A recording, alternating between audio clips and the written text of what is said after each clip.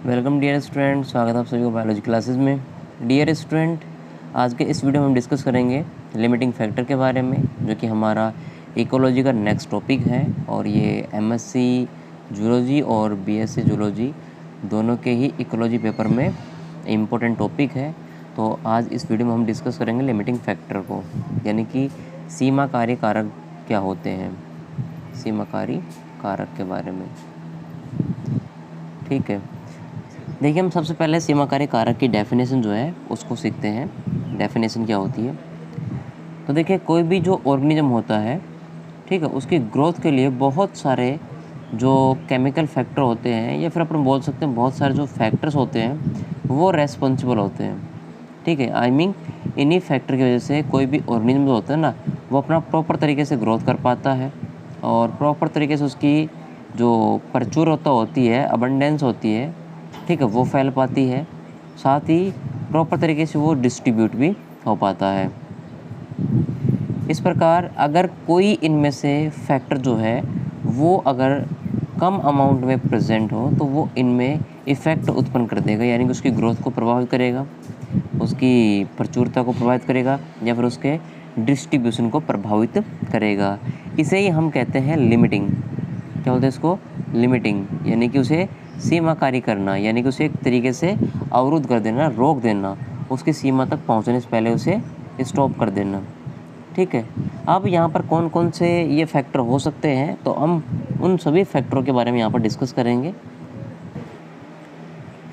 जैसे सबसे पहले अगर हम बात करें यहाँ पर लिमिटिंग फैक्टर की, तो लिमिटिंग फैक्टर के बारे में सबसे पहले जस्टस वॉन लिविंग साइंटिस्ट ने 1840 में बताया, जो कि एक जर्मन साइंटिस्ट थे। ठीक है, इन्होंने लिमिटिंग फैक्टर के बारे में सबसे पहले अपने प्रयोग किए और अपने सिद्धांत दिए। इनका जो एक्सपेरिमेंट था वो फसलों के ग्रोथ के ऊपर था, यानी कि जो क्रॉप होते हैं वो किस प्रकार से ग्रोथ कर पाती हैं, और उसमें जो ग्रोथ नहीं होती है वो किस वजह से नहीं होती है। यानी कि अगर हम बोलें तो यहाँ पर लिविंग ने बताया कि भाई फसलों की ग्रोथ के लिए जो मिट्टी में प्रेजेंट केमिकल होते हैं वो जिम्मेदार होते हैं। आई मीन सभी के सभी वे केमिकल जो कि मृदा में प्रेजेंट है, उन केमिकल के कम होने की वजह से, यानी कि अगर वो उसकी रिक्वायर्ड अमाउंट से कम अमाउंट में प्रेजेंट है, ठीक है, रिक्वायर्ड जो अमाउंट होती है उससे अगर कम अमाउंट में प्रेजेंट है, तो वो ही केमिकल फैक्टर जो है वो लिमिटिंग फैक्टर बन जाएगा। क्या बन जाएगा? लिमिटिंग फैक्टर बन जाएगा। जैसे कि अगर हम यहाँ पे बात करें एक एग्जांपल के लिए, सपोज दैट नाइट्रोजन है, H2O है, ठीक है, फॉस्फोरस है, जिंक है, आदि ये सभी मिट्टी में प्रेजेंट केमिकल फैक्टर हैं। ठीक है, और एक क्रॉप के लिए, एक जो फसल है, ठीक है, उसकी वृद्धि के लिए ये सभी के सभी जो कंपोनेंट है वो एक पर्याप्त मात्रा में उपस्थित होना ज़रूरी है। यदि इनमें से कोई भी एक जो केमिकल है वो अगर एब्सेंट होगा तो यहाँ पर जो फसल है उसके ऊपर कुछ ना कुछ इफ़ेक्ट पड़ेगा, जिसके कारण क्या होगा, फसल की जो ग्रोथ है वो रुक जाएगी। ठीक है, या फिर ग्रोथ जो है वो कम या ज़्यादा हो जाएगी, या फिर बोल सकते हैं H2 है, ठीक है, अगर वो उसकी रिक्वायर्ड अमाउंट से कम में उपलब्ध होगा तो फसल की जो ग्रोथ होगी ना वो प्रभावित हो जाएगी, फसल जो है वो सूख जाएगी, या फिर फसल जो है वो हाइट में छोटी रह जाएगी। इस वजह से लिविंग ने क्या बताया कि जो मिट्टी में प्रेजेंट केमिकल्स होते हैं उनकी वजह से जो क्रॉप होती है ना, क्रॉप फसल जो होती है वो लिमिटेड होती है, यानी कि उसमें उसके जो सीमाएं होती हैं वो सिकुड़ जाती है। इसे हम लिमिटिंग फैक्टर कहते हैं, लिमिटिंग फैक्टर। अर्थात यहाँ पर बाकी के जो कंपोनेंट हैं वो पर्याप्त मात्रा में होने के बावजूद भी फसल कहीं ना कहीं रुक गई है, तो इसका जो रीज़न हुआ वो जिंक के कम प्रेजेंट होने की वजह से हुआ। अगर ये जिंक भी कंप्लीट अमाउंट में अगर प्रेजेंट होती तो फसल जो है वो प्रॉपर तरीके से ग्रोथ करती, लेकिन जिंक की अमाउंट पर्याप्त नहीं होने की वजह से फसल अवरुद्ध हो गई। और यहाँ पर जो जिंक एलिमेंट है जो कि मृदा में प्रेजेंट एक केमिकल है, ये उस क्रॉप की वृद्धि के लिए लिमिटिंग फैक्टर का काम करेगा, अर्थात ये उसे लिमिट करेगा। ऐसे ही कुछ और कंपोनेंट हो सकते हैं जो कि उस फसल के लिए क्या हो सकते हैं, लिमिटिंग फैक्टर का काम कर सकते हैं। तो अगर हम सीधे शब्दों में बोले तो वे फैक्टर्स जो किसी ऑर्गेनिज्म की ग्रोथ को, ठीक है, उसकी अबंडेंस को, प्रचुरता को, या फिर उसके डिस्ट्रीब्यूशन को यानी कि उसके फैलाव को अगर अवरुद्ध करते हैं तो वे सभी केमिकल्स लिमिटिंग फैक्टर कहलाते हैं। क्या कहलाते हैं? लिमिटिंग फैक्टर कहलाते हैं। इस लिमिटिंग फैक्टर के कंसेप्ट में सबसे पहला जो साइंटिस्ट रहा वो जस्टिस वॉन लिविंग साइंटिस्ट था, जिन्होंने क्रॉप जो ग्रोथ है उसके लिए लिमिटिंग फैक्टर के रूप में सोइल केमिकल फैक्टर को रेस्पॉन्सिबल माना। सोइल केमिकल फैक्टर को रेस्पॉन्सिबल माना, केवल मिट्टी में प्रेजेंट रासायनिक कारकों को ही जिम्मेदार माना। अर्थात उन्होंने कहा कि जो मिट्टी में प्रेजेंट रासायनिक कारक होते हैं उसकी वजह से ही फसल की जो ग्रोथ है वो प्रभावित होती है और उनके केमिकल्स यहाँ पर लिमिटिंग फैक्टर का काम करते हैं। देखिए, इसी कंसेप्ट को हम एक बेसिक एग्जांपल समझ सकते हैं। जैसे कि लेविन ने बताया कि एक भवन निर्माण के लिए काफ़ी सारे सामग्री की आवश्यकता होती है, ठीक है। जैसे कि अगर मैं बात करूँ ईंट, सीमेंट, बजरी, रोड़ी, लकड़ी, लोहा और भी काफ़ी सारे सामग्री हो सकती हैं आदि। यदि इनमें से कोई भी एक सामग्री, ठीक है, वो अपनी आवश्यकता से कम मात्रा में अगर उपस्थित होगी तो भवन का कार्य जो होगा ना वो अवरुद्ध हो जाएगा, मतलब कि प्रभावित होगा या फिर वो सीमित हो जाएगा। जैसे कि अगर हम मान लेते हैं कि इसमें से जो ईंट है, ठीक है, वो अभी फ़िलहाल आवश्यकता से कम मात्रा में है या फिर वो ख़त्म हो चुकी हैं, तो भवन का निर्माण जो है वो चालू रहेगा या फिर रुक जाएगा? सीधी सी बात है, रुक जाएगा।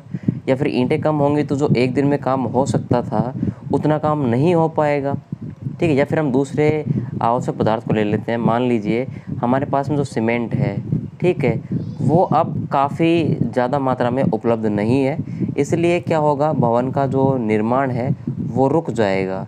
तो कहने मतलब क्या है कि जो पदार्थ अपनी रिक्वायर्ड अमाउंट से लो अमाउंट में होता है, ठीक है, तो वो ही उसके लिए लिमिटिंग फैक्टर का कार्य करता है। अर्थात वही का बन जाएगा, उसका लिमिटिंग फैक्टर बन जाएगा।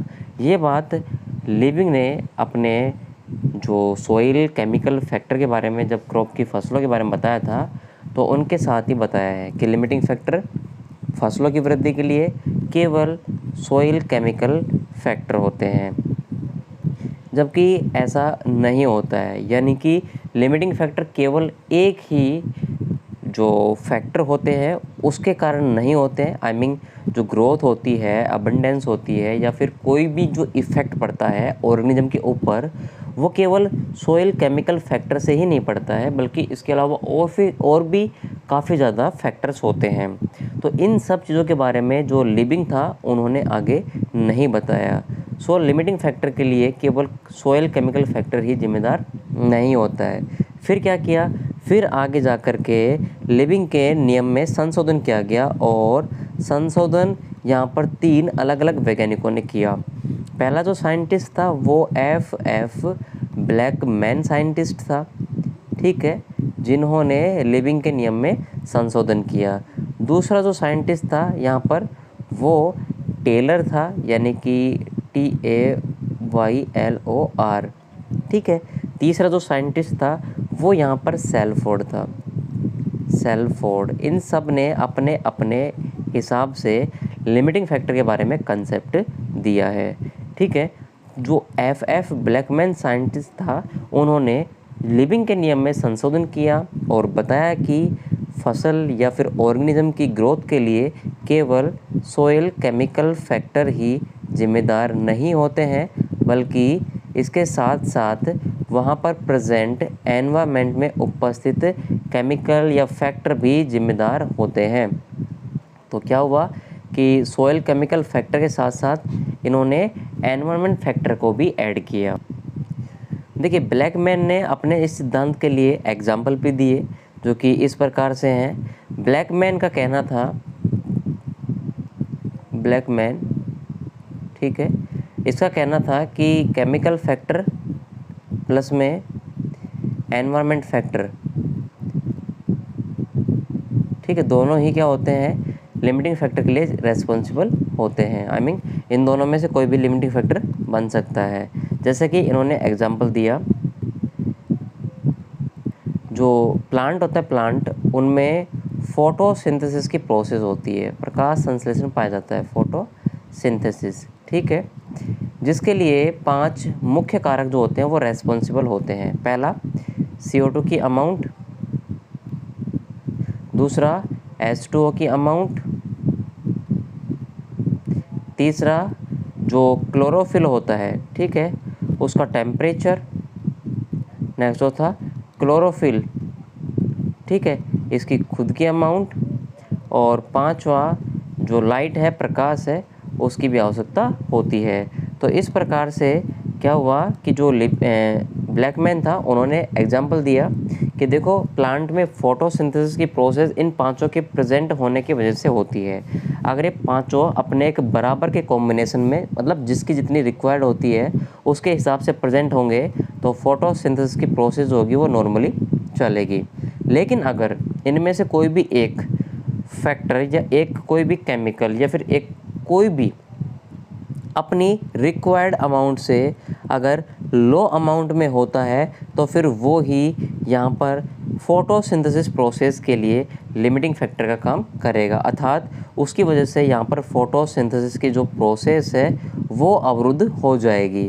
जैसे मान लेते हैं यहाँ पर हम जो CO2 है, ठीक है, इसकी जो अमाउंट है वो रिक्वायर्ड अमाउंट से हम कम कर देते हैं या लो अमाउंट में कर देते हैं, या फिर हम CO2 को यहाँ पर एब्सेंट कर देते हैं, जिसकी वजह से क्या होगा, जो फोटोसिंथेसिस प्रोसेस है H2O प्लस में यहाँ पर CO2 तो है नहीं, तो यहाँ पर हम उसको एब्सेंट यानी कि शून्य मान लेते हैं, और आगे हम सभी चीज़ जो है वो प्रॉपर तरीके से देते हैं। आई मीन प्लांट में क्लोरोफिल भी है, उसका टेम्परेचर भी सही है, सन की लाइट भी आ रही है, लेकिन यहाँ पर फोटोसिंथेसिस मतलब C6H12O6 यानी कि प्लांट के लिए भोजन नहीं बन पा रहा है, फोटोसिंथेसिस प्रोसेस नहीं हो पा रही है। इसका मतलब क्या हुआ कि CO2 की वजह से यहाँ पर जो फोटोसिंथेसिस की प्रोसेस है वो क्या हो गई है भाई, अवरुद्ध हो गई है।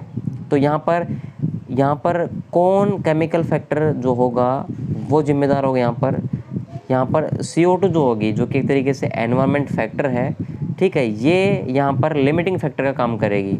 जबकि जो लिविंग था उन्होंने बताया था कि केवल केमिकल फैक्टर, आई मीन ज़मीन में प्रेजेंट जो तत्व होते हैं वही जिम्मेदार होते हैं, जबकि CO2 जो है वो एक एनवायरनमेंट फैक्टर होती है।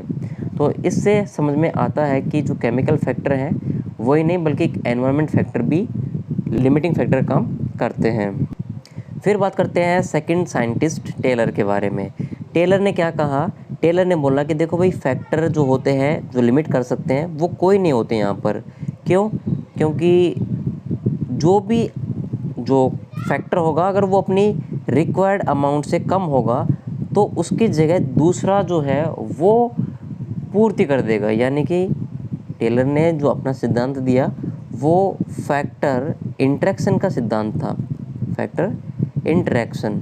इसका मतलब ये है कि यहाँ पर जिस भी फैक्टर की रिक्वायर्ड लो होगी उसकी पूर्ति जो है वो कोई अनदर प्रकार का फैक्टर जो है वो कर देगा, दूसरा फैक्टर जो है वो कर देगा। अर्थात ये जो ब्लैकमैन लिविंग जो बातें बोल रहे हैं वो ऐसा कुछ होता नहीं है। इसलिए हम टेलर के नियम को पता है FF ब्लैकमैन के नियम का अपवाद भी कहते हैं, अपवाद, क्योंकि इन्होंने लिविंग के और ब्लैकमैन के नियम को नकार दिया था कि भाई लिमिटिंग फैक्टर कोई नहीं होता है। इन्होंने अपने पक्ष में एक एग्जाम्पल भी दिया। टेलर का जो एग्जाम्पल है वो इस प्रकार से है। टेलर ने एग्जाम्पल में बताया कि मोलस्का के कुछ प्राणी होते हैं, ठीक है, मोलस्का के एनिमल्स होते हैं जो कि एक प्रकार से वाटर में सरवाइव करने वाले होते हैं। ये ऐसे वाटर में सरवाइव करते हैं जहाँ पर कैल्शियम की जो अमाउंट होती है वो पर्याप्त होती है, ठीक है, जिसके कारण ये जो मोलस्का एनिमल होते हैं वो अपना बाह्य कंकाल बना सकते हैं, एक्सोस्केलेटन बना सकते हैं। जबकि इन्होंने एक्सपेरिमेंट में क्या किया कि जो मोलस्का के जीव हैं लाइक जैसे कि पायला है, इसको ऐसे हैबिटेट में रखा, वाटर हैबिटेट में रखा जहाँ के वाटर में कैल्शियम की अमाउंट जो थी वो ना के बराबर प्रेजेंट थी, ठीक है। तब क्या हुआ, इन्होंने देखा कि पायला के बॉडी के बाहर एक ठोस सॉलिड कवच का निर्माण हुआ, सेल का निर्माण हुआ, ठीक है, जो कि नॉर्मली होता है। लेकिन वहाँ पर हुआ ये कि कैल्शियम कार्बोनेट के बनने के बजाय वह स्ट्रोंशियम, ठीक है, स्ट्रोंशियम कार्बोनेट का बन गया। अर्थात क्या हुआ कि उस वाटर हैबिटेट के अंदर कैल्शियम एब्सेंट था, तो उसकी जगह स्ट्रोंशियम आयन ने जगह ले ली और उसके कवच का निर्माण कर दिया। अर्थात वो पायला जो है वो बिना कवच के नहीं आया, उसके बॉडी के चारों ओर क्या आया, कैल्शियम कार्बोनेट की जगह स्ट्रोंशियम कार्बोनेट का कवच बन करके आया। इसका मतलब क्या हुआ कि अगर एक केमिकल एब्सेंट है तो उसकी जगह दूसरा ले सकता है। आई मीन लिमिटिंग फैक्टर तो कोई होगा ही नहीं यहाँ पर। तो इस हिसाब से देखा जाए तो जो टेलर का नियम था वो एकदम सही था, लेकिन सभी जगह यह लागू नहीं होता है। इसको हम एक नॉर्मल अपने घर के एग्जाम्पल में भी ले सकते हैं। सपोज दैट घर में अगर कोई खाना बनाने वाला है और वो किसी कारणवश बीमार हो जाए या फिर वो घर में ना आ पाए, तो क्या उस घर में उस दिन खाना नहीं बनेगा? भाई कोई दूसरा व्यक्ति जो होगा वो जा कर के खाना बना देगा। आई मीन खाना बनने की प्रोसेस जो है वो रुकेगी नहीं। इसी प्रकार से टेलर ने बताया कि पायला में कवच बनने की प्रोसेस जो है वो अवरुद्ध नहीं होती है बल्कि बनती ही है। हाँ, कैल्शियम प्रेजेंट नहीं है तो क्या हुआ, वहाँ पर स्ट्रोंशियम जो आयन है वो उसका निर्माण कर लेता है। तो इस प्रकार से जो टेलर था उसने अपना सिद्धांत फैक्टर इंटरेक्शन के आधार पर दिया, यानी कि कारकों के बीच में अंतःक्रिया होती है। फिर बात करते हैं नेक्स्ट तीसरे साइंटिस्ट की, जो कि सेल्फोर्ड साइंटिस्ट थे। तो सेल्फोर्ड के नियम को अगर हम यहाँ पे देखें, सेल्फोर्ड, ठीक है, इन्होंने अपना सिद्धांत दिया और इनका सिद्धांत टॉलरेंस के ऊपर आधारित था। टॉलरेंस को बोलते हैं सहनशीलता, सहनशीलता की परास। एक रेंज होती है किसी भी ऑर्गेनिज्म की, ठीक है, कोई भी ऑर्गेनिज्म जो होता है उसकी एक रेंज होती है किसी भी चीज़ के वर्क के लिए, ठीक है। जैसे कि हर व्यक्ति के अंदर कोई भी कार्य को करने की एक सहनशीलता होती है, किसी भी काम को एक्सेप्ट करने की सहनशीलता होती है। जैसे कि अगर कोई तुम्हें बेवजह मारता है तो मार खाने की भी एक सहनशीलता होती है, यानी कि आपकी जो शक्ति है उसके अगर ऊपर चली जाती है वो बात, तो आप उसके अगेंस्ट खड़े हो जाते हो। सेम इसी प्रकार से जो सेल्फोर्ड है उसने भी ऑर्गेनिज्म के लिए यह थ्योरी दी और टॉलरेंस के बारे में समझाया। जैसे कि इन्होंने बताया कि जो एनिमल्स होते हैं उन सब में एक टॉलरेंस की रेंज होती है। टॉलरेंस की क्या होती है? रेंज होती है, परास होती है। उस परास के कम या, ठीक है, ज़्यादा होने पर उसके कार्य में कठिनाइयाँ आती हैं या उसका कार्य जो है वो अवरुद्ध हो जाता है, ठीक है। अब ये जिस भी फैक्टर की वजह से होता है वही फैक्टर यहाँ पर लिमिटिंग फैक्टर का काम करेगा। किसका? लिमिटिंग फैक्टर का। यानी कि इन्होंने बताया कि ज़्यादा हो तो भी वो लिमिटिंग फैक्टर होगा और एक रेंज से अगर वो कम हो तो भी वो लिमिटिंग फैक्टर होगा। अगर वो बीच की रेंज में है, नॉर्मल रेंज में है, तो वो लिमिटिंग फैक्टर नहीं होगा। जैसे कि इन्होंने एग्जाम्पल दिया, सेल्फोर्ड का एग्जाम्पल,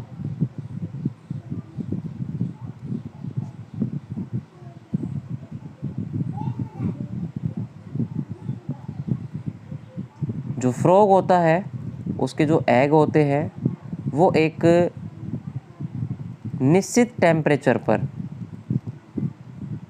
अपने एग के अंदर प्रेजेंट डेवलपमेंट की क्रिया को शो करते हैं। आई मीन उसके अंदर प्रेजेंट डेवलपमेंट की प्रोसेस चालू हो जाती है और वो एक निश्चित तापमान पर अपने एग को हैच करके उससे जो एम्ब्रियो होता है या उससे जो चूजे होते हैं वो बाहर निकलते हैं।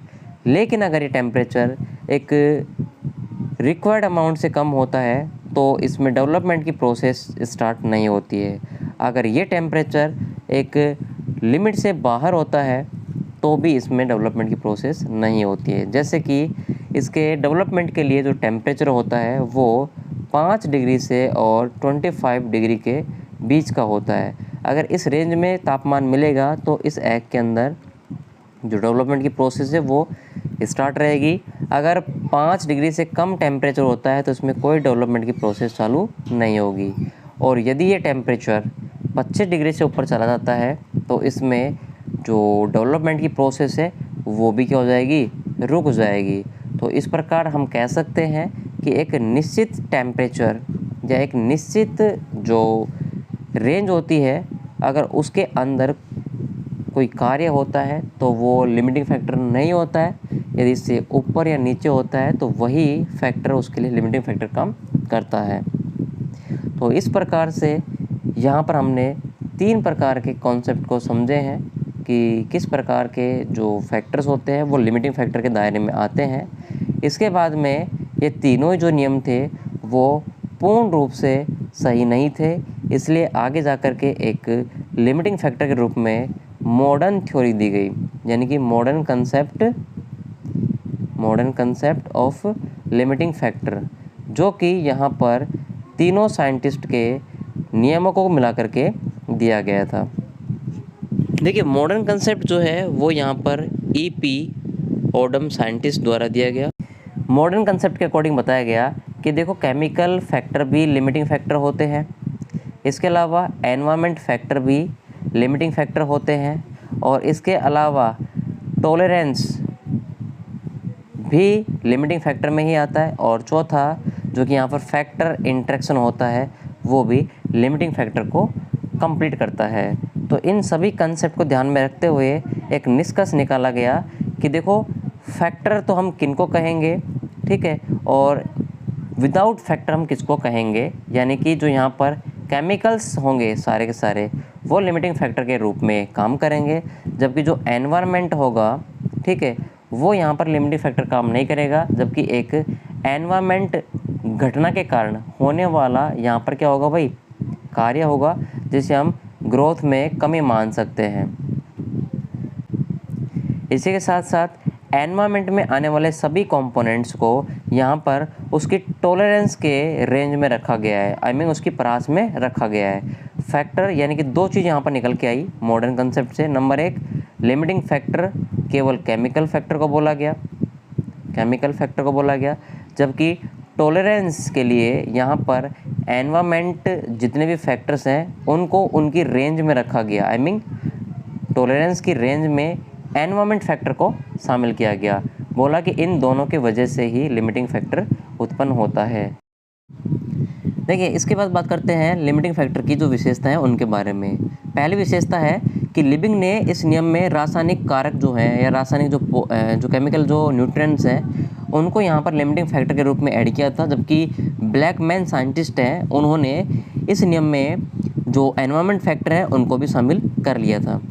दूसरी विशेषता यहाँ पर ये है कि इस कंसेप्ट के अकॉर्डिंग, ठीक है, जीव की वृद्धि जीव की वृद्धि तब तक बढ़ती है जब तक कि उसके आवश्यक पदार्थ जो है वो एक निश्चित अमाउंट में प्रेजेंट होते हैं, ठीक है, या उससे कम होते हैं तो ग्रोथ जो है वो नहीं होती है, या फिर ज़्यादा होते हैं तो भी ग्रोथ नहीं होती है। तीसरी विशेषता है सभी जीव जातियों की जो आवश्यकता होती है ना वो डिफरेंट होती है। जैसे कि अगर हम बात करें खेत में उगे सभी फसल के पौधे एक समान पोषण ग्रहण नहीं करते हैं। इसी वजह से आपको पता होगा कि जो एक ही खेत होता है या एक ही जो फील्ड होता है उसमें जो क्रॉप खड़ी होती है, फसल खड़ी होती है, उसके जो प्लांट्स होते हैं वो सभी समान नहीं होते हैं, कहीं पे कम कहीं पे ज़्यादा होते हैं, ठीक है। और लास्ट विशेषता इसकी यह है कि वह कारक ही सीमाकारी होगा, आई मीन लिमिटिंग फैक्टर होगा, जो जंतु की रिक्वायर्ड अमाउंट से बिल्कुल ही क्या होगा, लो अमाउंट में होगा। तो इस प्रकार से हम इसकी विशेषताओं के बारे में भी यहाँ पर डिस्कस कर लेते हैं। तो इस प्रकार से यहाँ पर हम लिमिटिंग फैक्टर को क्लियर करते हैं, और ये हमारा जो टॉपिक है वो बहुत इम्पोर्टेंट टॉपिक है। एमएससी के बेसिस पे यहाँ पर ये 5 से 10 और 10 से 20 नंबर तक का भी क्वेश्चन अटैम्प्ट होता है, और बीएससी के पर्पज़ से देखें तो ये जो क्वेश्चन है वो लार्ज 10 नंबर में भी आता है। नेक्स्ट वीडियो में डिस्कस करेंगे नए टॉपिक के बारे में।